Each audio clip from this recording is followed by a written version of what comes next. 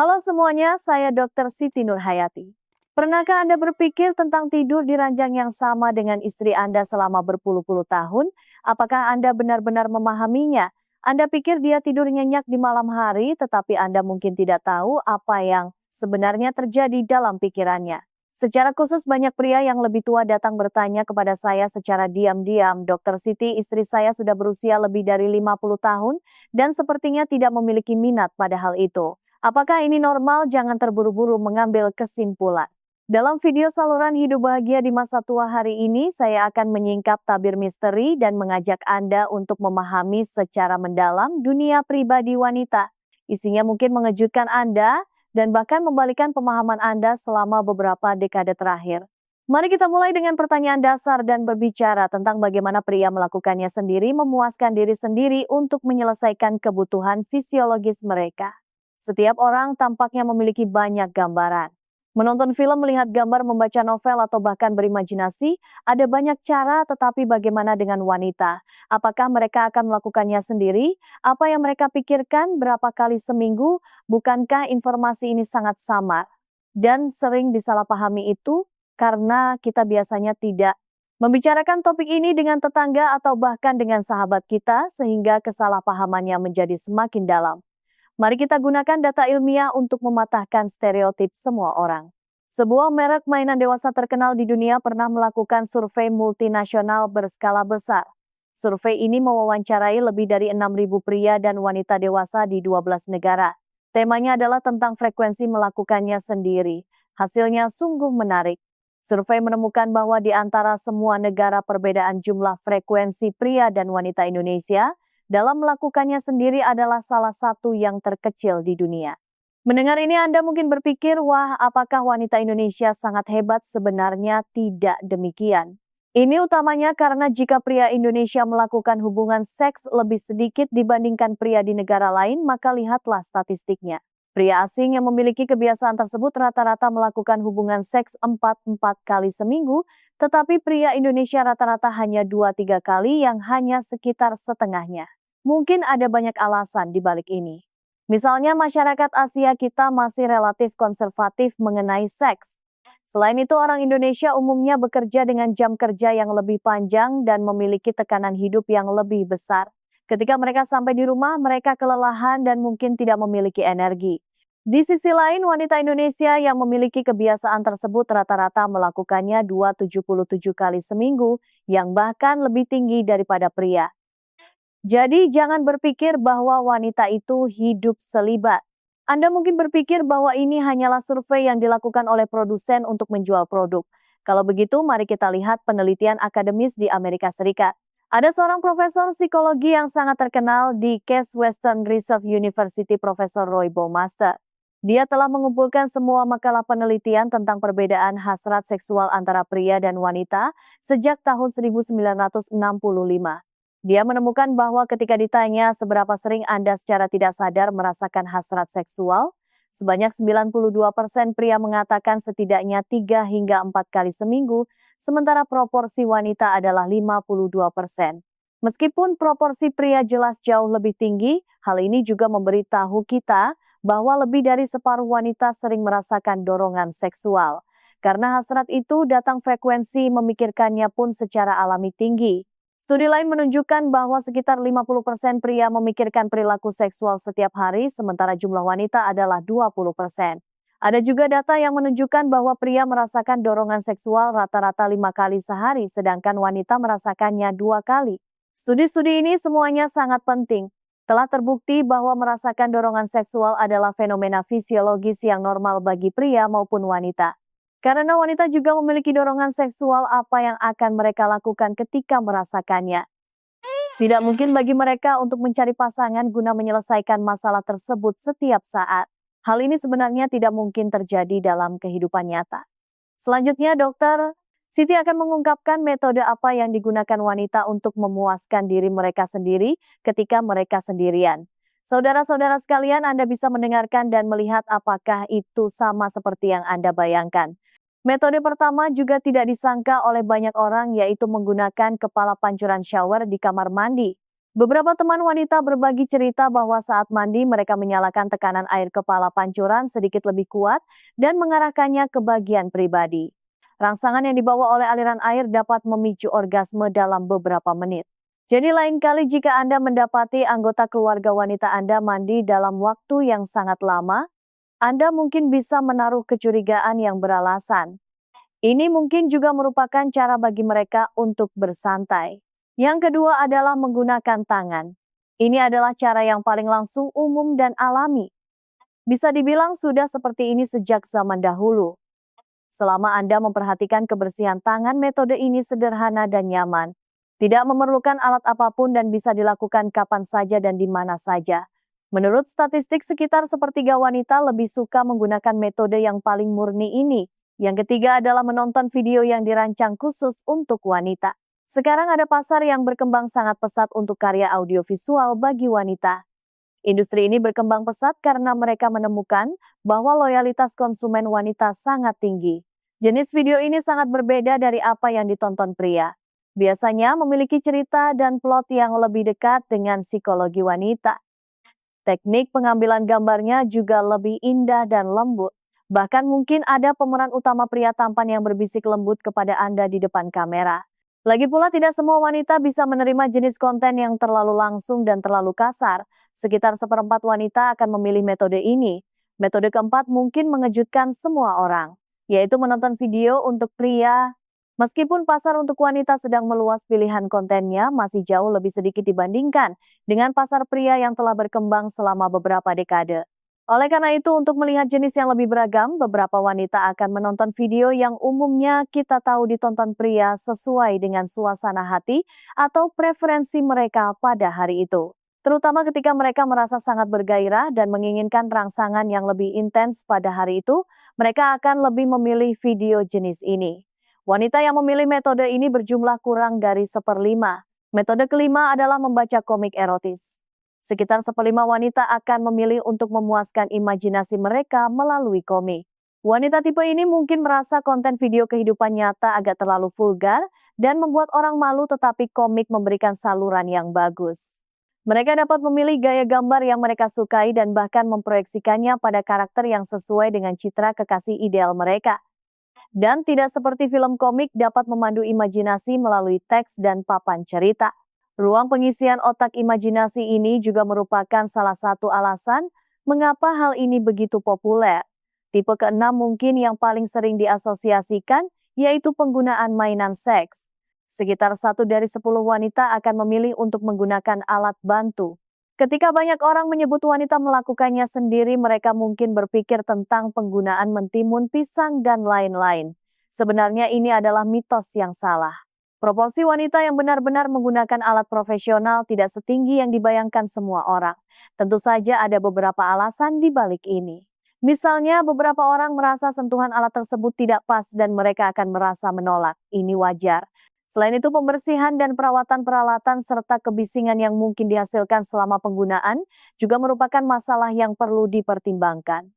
Namun jika kemampuan ekonomi memungkinkan dan produk yang cocok ditemukan, banyak wanita yang telah menggunakan peralatan tersebut menyatakan bahwa mereka lebih puas dengan peralatan itu. Dengan meningkatnya jumlah orang lajang, toko produk dewasa menjadi semakin populer dan lebih terbuka. Di masa depan diperkirakan akan semakin banyak wanita yang menggunakan mainan seks. Selain itu tentu saja ada beberapa pilihan lain seperti melihat foto pria atau wanita membaca novel erotis atau sekadar memilih untuk menahan diri dan lain-lain. Apakah menurut Anda menarik setelah mendengarkan hal-hal ini? Meskipun wanita mungkin tidak sesering pria dalam hal melakukannya sendiri, mereka sebenarnya merasakan hasrat seksual yang sangat sering dan cara mereka menyelesaikannya mirip dengan pria. Satu-satunya perbedaan ada pada detail dan preferensinya. Poin terpenting yang harus ditekankan oleh Dr. Siti kepada semua orang adalah bahwa perilaku memuaskan diri sendiri pada wanita sangat bermanfaat bagi kesehatan fisik dan mental mereka. Perilaku ini dapat merangsang otak kita untuk mengeluarkan beberapa zat neurokimia penting seperti serotonin dan dopamin yang membawa kebahagiaan dan kepuasan. Zat-zat ini dapat membantu kita mencegah depresi dan meredakan tekanan hidup yang besar. Pada saat yang sama, tubuh juga akan mengeluarkan endorfin dan oksitosin untuk membuat Anda merasa intim dan dicintai. Zat-zat ini dapat mengurangi rasa sakit dan membantu mengubah suasana hati Anda. Dalam masyarakat kita yang penuh tekanan saat ini tidak diragukan lagi merupakan saluran dekompresi diri yang sangat baik. Selain itu, hal ini dapat meningkatkan sekresi prolaktin yang berkaitan erat dengan kualitas tidur untuk membantu Anda tidur lebih nyenyak. Ini bermanfaat untuk mencegah dan memperbaiki insomnia. Karena ada begitu banyak hormon positif yang dapat dikeluarkan dan membawa begitu banyak manfaat, mengapa tidak mencobanya? Dan bahkan jika Anda tidak mencapai orgasme selama proses tersebut, tolong jangan berkecil hati atau khawatir. Itu mungkin hanya karena Anda belum terbiasa dengan reaksi tubuh Anda atau Anda masih merasa malu dan canggung. Berikan saja diri Anda lebih banyak waktu dan kesabaran. Ini membawa kita ke masalah inti lain yang membuat lebih banyak orang penasaran hari ini. Sampai usia berapa hasrat seksual wanita bisa bertahan? Banyak orang memiliki mitos bahwa wanita seharusnya tidak lagi melakukan hubungan seks ketika mereka mencapai usia parubaya, menopause, atau bahkan usia tua, atau bahwa mereka tidak memiliki hasrat seksual sama sekali. Tetapi apakah benar demikian? Sebagai seorang dokter, saya harus dengan sungguh-sungguh memberitahu Anda bahwa konsep sosial yang umum ini adalah kesalahpahaman besar. Faktanya, bagi wanita parubaya dan lanjut usia, jika wanita dapat mempertahankan kehidupan seks yang sehat dan menyenangkan, manfaat bagi kesehatan fisik dan mental mereka tidak terbatas. Hal ini dapat mencegah demensia, meredakan depresi, meningkatkan kekebalan tubuh, dan meningkatkan keintiman dengan pasangan Anda. Singkatnya, hal ini dapat merevitalisasi tubuh, pikiran, dan jiwa Anda. Tentu saja premis dari semua ini adalah bahwa kehidupan seks semacam itu harus menyenangkan dan sukarela, bukannya membawa tekanan dan rasa bersalah. Rumah sakit Brighton dan Sussex di Inggris pernah melakukan survei terhadap lebih dari 24.000 wanita berusia antara 50 dan 75 tahun. Hasilnya menunjukkan bahwa hanya 49% wanita dalam kelompok usia ini yang masih mempertahankan kehidupan seks. Apa alasan mengapa lebih dari separuh wanita tidak lagi melakukan hubungan seks? Alasan nomor satu dalam survei tersebut adalah ketiadaan pasangan, kehilangan pasangan. Alasan lain termasuk libido rendah, kesehatan pasangan, atau disfungsi seksual.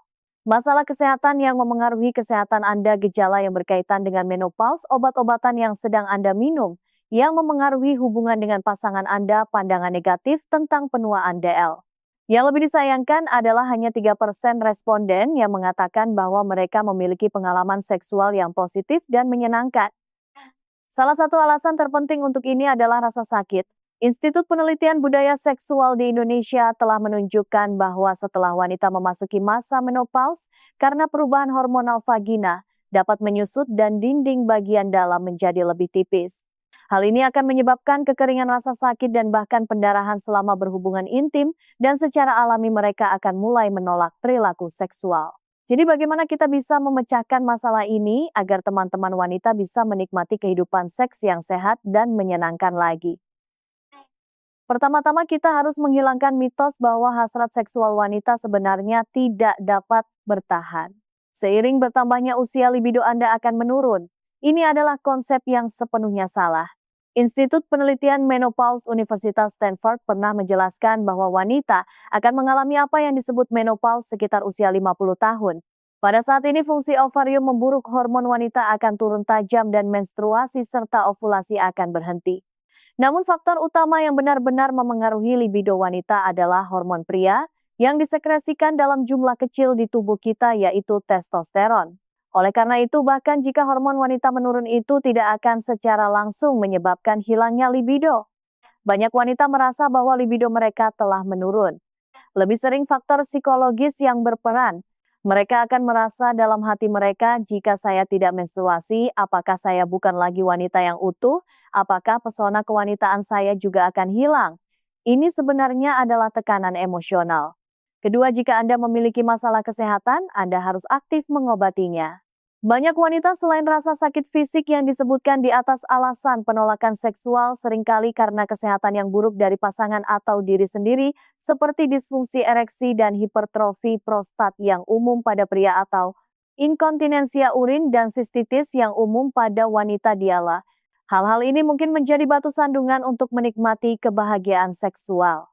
Cari bantuan medis profesional sesegera mungkin untuk menangani masalah ini, sehingga Anda bisa mendapatkan kembali kebahagiaan seksual yang menjadi milik Anda berdua.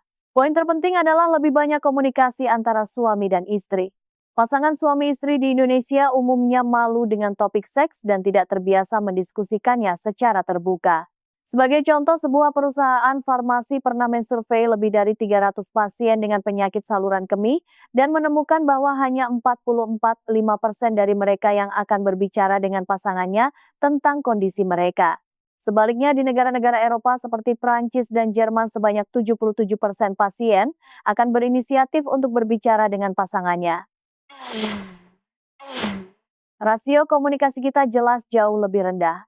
Kurangnya komunikasi berarti banyak masalah hanya bisa dipendam dalam hati dan akhirnya menjadi simpul yang tidak bisa diurai. Jadi berapa lama hasrat seksual wanita bisa bertahan? Apakah mereka tidak lagi memiliki pemikiran apapun ketika mencapai usia nenek-nenek? Jawabannya salah. Usia emas hasrat seksual wanita biasanya di usia 40-an, tetapi beberapa survei bahkan menunjukkan bahwa bahkan setelah menopause 23% wanita masih memiliki hasrat seksual yang lebih kuat daripada ketika mereka masih muda. Seperti yang kami sebutkan sebelumnya, faktor paling kritis yang memengaruhi hasrat seksual wanita sebenarnya adalah hormon pria testosteron. Meskipun menopause akan menyebabkan hormon wanita yang disekresikan oleh ovarium turun tajam, kelenjar adrenal dalam tubuh kita akan terus memproduksi testosteron dalam jumlah besar. Ini adalah kekuatan pendorong mendasar untuk mempertahankan hasrat seksual, jadi hasrat seksual wanita tidak akan hilang dengan datangnya menopause. Tentu saja kita juga harus mengakui bahwa frekuensi aktivitas seksual memang menurun seiring bertambahnya usia. Pria berusia 20-an mungkin bisa ejakulasi beberapa kali dalam semalam, tetapi ini menurun secara signifikan di usia 30-an. Biasanya 1 atau 2 kali semalam sudah cukup dan di usia 50-an mungkin hanya 1 atau 2 kali sebulan. Wanita memasuki menopause sekitar usia 50 tahun, ovarium berhenti mengeluarkan hormon wanita dan menstruasi serta ovulasi juga berhenti. Hal ini akan membawa perubahan fisiologis seperti penyusutan dan penipisan sel epidermis vagina. Bahkan dalam keadaan gairah seksual, sekresi vagina juga akan mengurangi jumlah cairan pelumas yang akan menyebabkan rasa sakit selama berhubungan intim dan bahkan pendarahan hanya setelah sedikit gesekan. Secara alami hal itu akan membuat orang takut dan menolak perilaku seksual. Jadi, jika kita dapat mengobati ketidaknyamanan fisik ini melalui metode medis yang tepat, seperti menggunakan pelumas atau mencari bantuan dokter kandungan wanita, masih dapat menikmati seks bahkan setelah usia 70 tahun. Pria biasanya dianggap berada pada usia pensiun kemampuan seksual sekitar usia 70 tahun karena ereksi menjadi semakin sulit. Namun struktur fisiologis wanita berbeda. Selama dia masih memiliki hasrat dan tubuhnya mampu, dia bisa menikmati seks sampai akhir hayatnya. Seorang peneliti dari sebuah institut penelitian seksologi di Asia pernah mengatakan sesuatu yang meninggalkan kesan mendalam bagi saya. Konsep sosial benar-benar mengerikan. Di negara-negara Nordik wajar bagi kakek nenek untuk berpegangan tangan dan membeli mainan seks serta menikmati seks sampai mereka tua. Namun di negara-negara Asia termasuk Indonesia, umumnya dipercaya bahwa wanita harus berhenti melakukan hubungan seks setelah menopause. Ini tidak disebabkan oleh faktor fisiologis tetapi tersandera oleh konsep sosial. Oleh karena itu, wanita Indonesia biasanya berhenti melakukan hubungan seks pada usia 60 tahun. Mereka berhenti melakukan hubungan seks sekitar 30 tahun sebelum akhir hayat. Ini sebenarnya dibatasi oleh kerangka kerja tak kasat mata dari masyarakat. Di Indonesia, perbedaan usia antara pasangan biasanya 4 hingga 6 tahun dan prianya biasanya lebih tua. Tetapi jika kita melihatnya murni dari perspektif keharmonisan seksual kombinasi yang paling ideal, seharusnya adalah wanita yang lebih tua dan pria yang lebih muda. Mengapa kita mengatakan demikian? Ini karena kemampuan seksual pria akan mulai menurun setelah mereka berusia lebih dari 30 tahun. Baik kekerasan ereksi maupun durasi ereksi mereka akan berangsur-angsur melemah. Sebaliknya wanita adalah kebalikannya. Mereka sering kehilangan kemampuan reproduksi di usia akhir 30 komaan atau bahkan di usia 40 komaan. Setelah itu respons seksual akan menjadi lebih sensitif dan hasrat mungkin lebih kuat. Perbedaan ini menciptakan kesenjangan seksual yang besar. Oleh karena itu, untuk mencapai keharmonisan dalam kehidupan seks kombinasi wanita yang lebih tua dan pria yang lebih muda mungkin lebih harmonis. Jika pria lebih tua dari wanita, maka ketika wanita berada di usia akhir 30-an dan hasrat seksualnya kuat, dia mungkin menghadapi situasi bahwa pasangannya tidak mampu mengimbanginya. Masalah ketidakharmonisan seksual akan mudah muncul. Menanggapi situasi ini, melakukannya sendiri sebenarnya adalah solusi yang sangat praktis dan sehat.